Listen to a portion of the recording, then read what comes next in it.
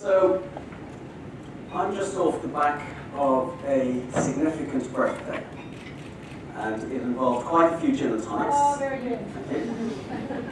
And before you all start guessing, how old is he?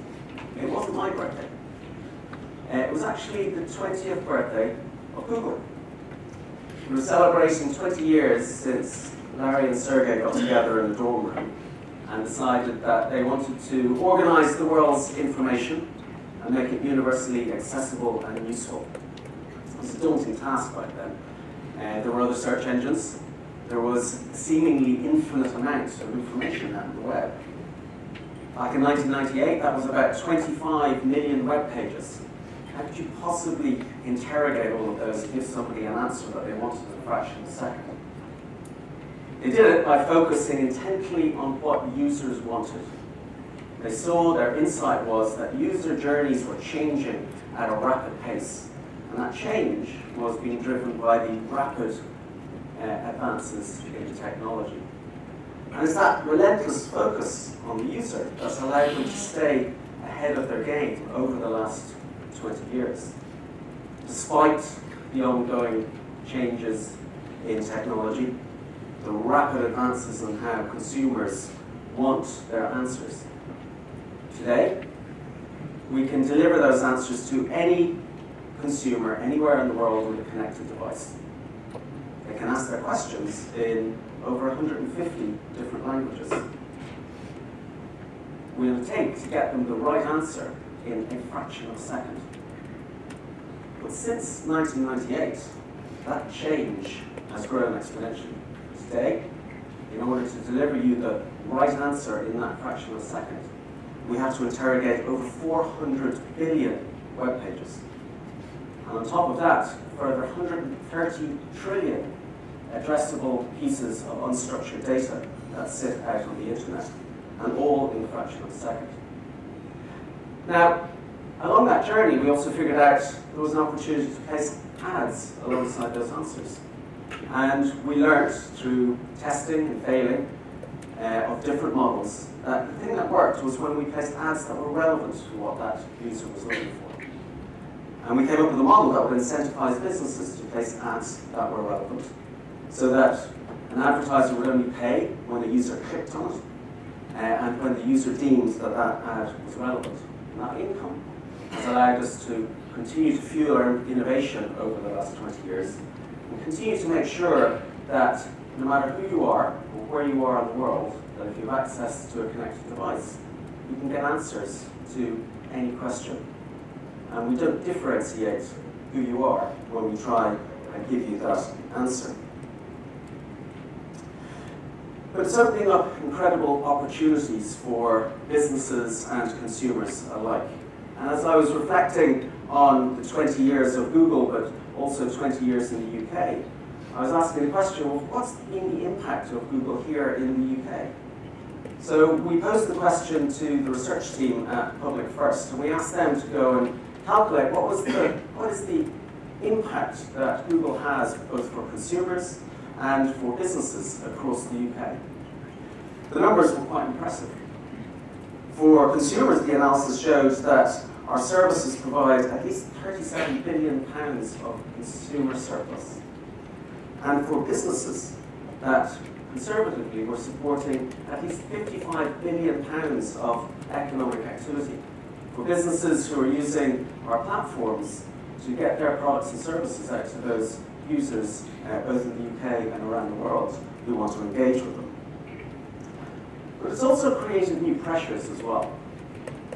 It's changed the game quite fundamentally.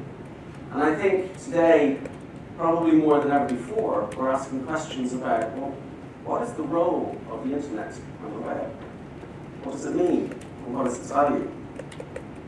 I think for us, the goal is still about relevance. It's about making sure that we get you the answer to that question, direct you to the content that you look for. But with each technological advance, I think the byproduct of this economy continues to be more diversity, more opportunity. Diversity of content, diversity of business models, diversity of choice. But it's also created a lot of new pressures. pressures that are very different to what existed before. Competition for advertising dollars, changing consumer behavior and how they consume content or consume news, and of course, trust, as Richard mentioned earlier on. At Google, we spend an awful lot of time thinking about each of these challenges, which are so intrinsically interlaced.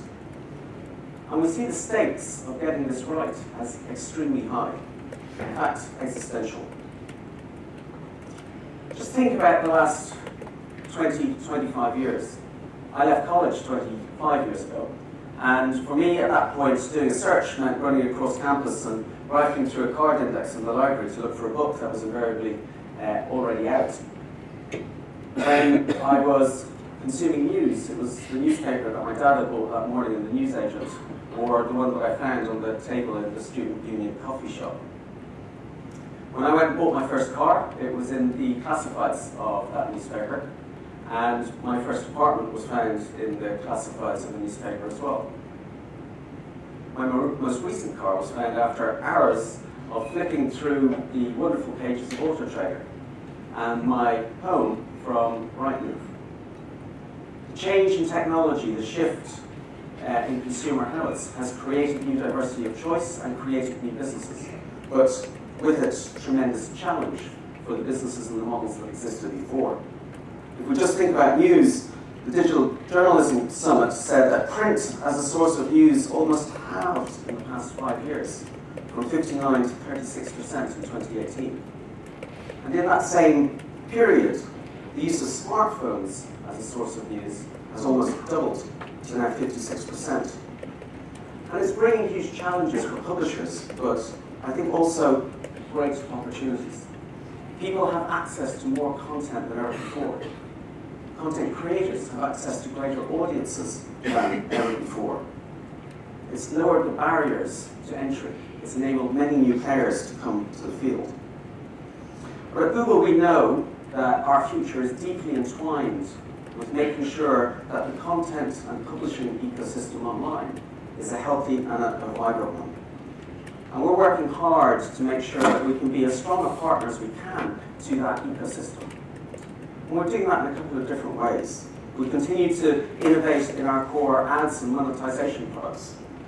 If we think about the ad technologies that we provide to publishers to help them monetize their content, we continue to find new technologies and new ways to help them identify the right advertising to connect with the right consumer.